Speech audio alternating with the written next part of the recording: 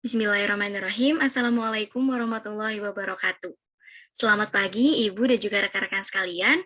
Innalhamdalillah nahmaduhu wa nasta'inuhu wa nastaghfiruh wa na'udzubillahi min syururi anfusina wa min sayyiati a'malina may yahdihillahu fala mudhillalah wa man yudhlilhu fala hadiyalah. Asyhadu an la ilaha illallah wa asyhadu anna Muhammadan abduhu wa rasuluh la nabiyya wa la rasula ba'da amma ba'du. Pertama-tama, marilah kita panjatkan puja dan puji syukur kita atas kehadirat Allah Subhanahu wa Ta'ala, yang mana atas rahmat dan karunia-Nya kita dapat berkumpul pada kesempatan kali ini. Salawat serta salam semoga selalu tercurah limpahkan kepada junjungan kita Nabi Agung Muhammad Sallallahu Alaihi Wasallam. Pada kesempatan kali ini, saya Salma Novianti akan menjadi MC pada presentasi kelompok 2B. Maka dari itu, kami persilahkan kepada kelompok 2B. Kepada kelompok 2B kami persilahkan.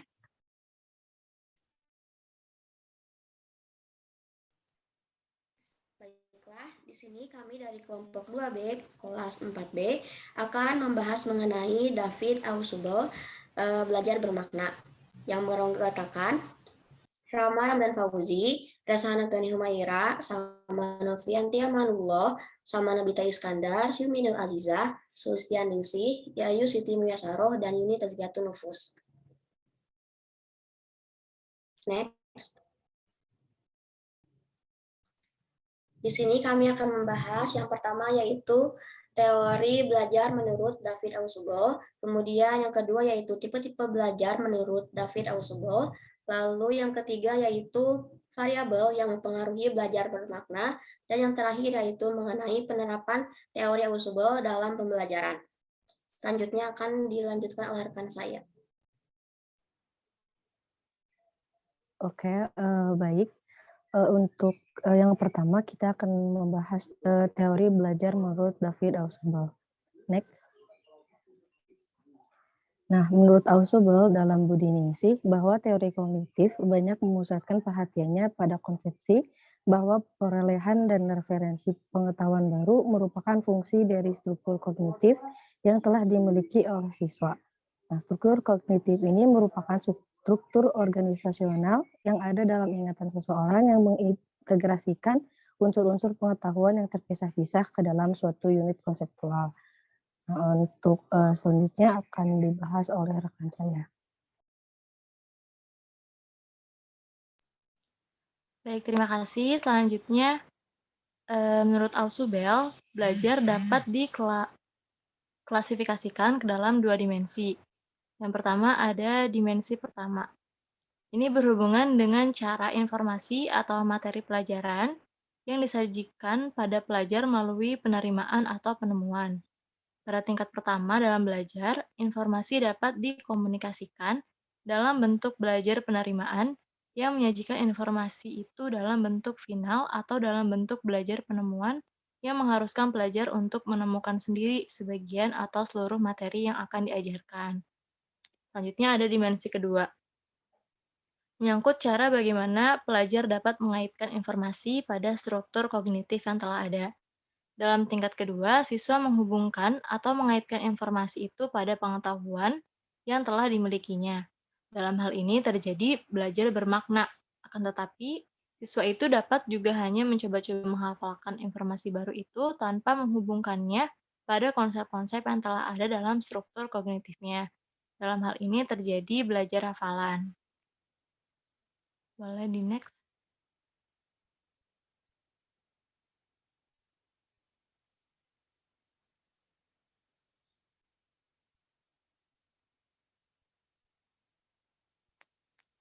Menurut Dahar, inti dari teori belajar Ausubel adalah belajar bermakna. Bagi Ausubel, belajar bermakna merupakan suatu proses dikaitkannya informasi baru pada konsep-konsep yang relevan yang terdapat pada struktur kognitif seseorang. Belajar bermakna akan terjadi apabila informasi yang baru diterima pelajar mempunyai kaitan erat dengan konsep yang sudah ada atau diterima sebelumnya dan tersimpan dalam struktur kognitifnya. Selanjutnya akan disampaikan oleh teman saya.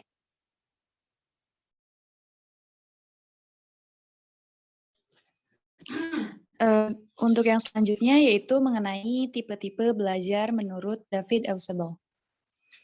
Next. Nah, ada beberapa tipe belajar menurut Ausubel, yaitu yang pertama, belajar dengan penemuan yang bermakna. Artinya, mengaitkan pengetahuan yang telah dimilikinya dengan materi pelajaran yang dipelajarinya itu.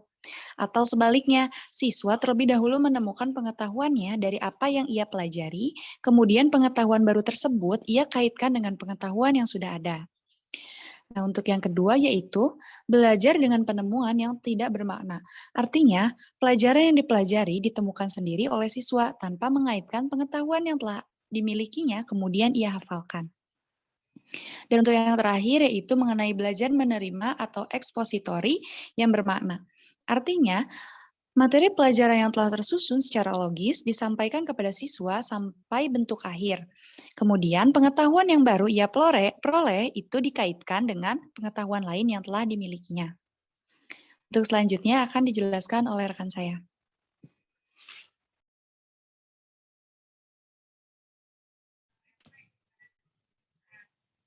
Nah, untuk yang ketiga itu variabel yang mempengaruhi belajar bermakna. Nah, dalam belajar bermakna ada faktor-faktor utama yang mempengaruhi belajar bermakna. Menurut Ausubel 1963 ialah struktur kognitif, stabilitas, dan kejelasan pengetahuan dalam suatu bidang tertentu. Nah, sifat-sifat struktur kognitif menentukan validitas dan kejelasan arti-arti yang timbul ketika informasi baru masuk ke dalam struktur kognitif tersebut. Demikian pula sifat proses interaksi yang terjadi. Nah, jika struktur kognitif itu stabil, jelas, dan diatur dengan baik, maka arti-arti yang benar dan jelas akan timbul dan cenderung bertahan. Tetapi sebaliknya, jika struktur kognitif itu tidak stabil, meragukan dan tidak teratur, maka struktur kognitif itu cenderung menghambat belajar dan retensi. Nah, yang selanjutnya yaitu prasyarat-prasyarat dari belajar bermakna adalah sebagai berikut, yaitu yang pertama, materi yang akan dipelajari harus bermakna potensial. Yang kedua, anak yang akan belajar atau siswa harus bertujuan untuk melaksanakan belajar bermakna. Jadi mempunyai kesiapan dan niat untuk belajar bermakna.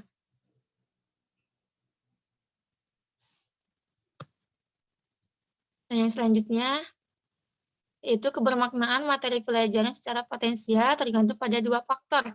Yang pertama, materi harus memiliki kebermaknaan yang logis, dan yang kedua, gagasan yang relevan harus terdapat dalam struktur kognitif siswa. Nah, yang selanjutnya akan dibahas oleh rekan saya. Baik, pada selanjutnya yaitu mengenai penerapan teori Ausubel dalam pembelajaran. Next. Nah, Ausubel beranggapan bahwa aktivitas belajar siswa, terutama mereka yang berada di tingkat pendidikan dasar, akan bermanfaat kalau mereka banyak dilibatkan dalam kegiatan langsung. Namun, untuk siswa pada tingkat pendidikan lebih tinggi, maka kegiatan langsung akan menyita banyak waktu. Untuk mereka, menurut Ausubel, lebih efektif kalau guru menggunakan penjelasan, kemudian peta konsep, demonstrasi, diagram, dan ilustrasi. Next.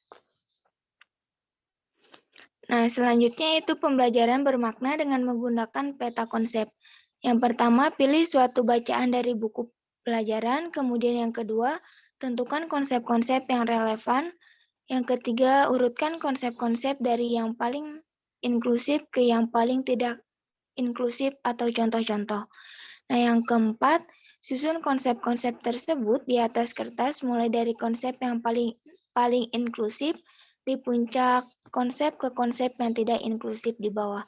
Nah, yang kelima, hubungkan konsep-konsep ini dengan kata-kata penghubung sehingga menjadi sebuah peta konsep. Terakhir, menerapkan belajar bermakna Ausubel adalah sebagai berikut. Nah, advance organizer, terus progresif diferensial, terus integratif reconciliation, dan consolidation. Next. Nah, selanjutnya itu langkah-langkah belajar bermakna menurut Ausubel. Nah, yang pertama menentukan tujuan pembelajaran, kemudian yang kedua melakukan identifikasi karakteristik siswa, atau kemampuan awal, motivasi, gaya belajar, dan sebagainya. Yang ketiga, memilih materi pelajaran sesuai dengan karakteristik siswa dan mengaturnya dalam bentuk konsep-konsep inti. Nah, selanjutnya, menentukan topik-topik dan menampilkannya dalam bentuk advance organizer yang akan dipelajari siswa. Nah, selanjutnya mempelajari konsep-konsep inti tersebut dan menerapkannya dalam bentuk nyata atau konkret. Nah, yang terakhir yaitu melakukan penilaian proses dan hasil belajar siswa. Next.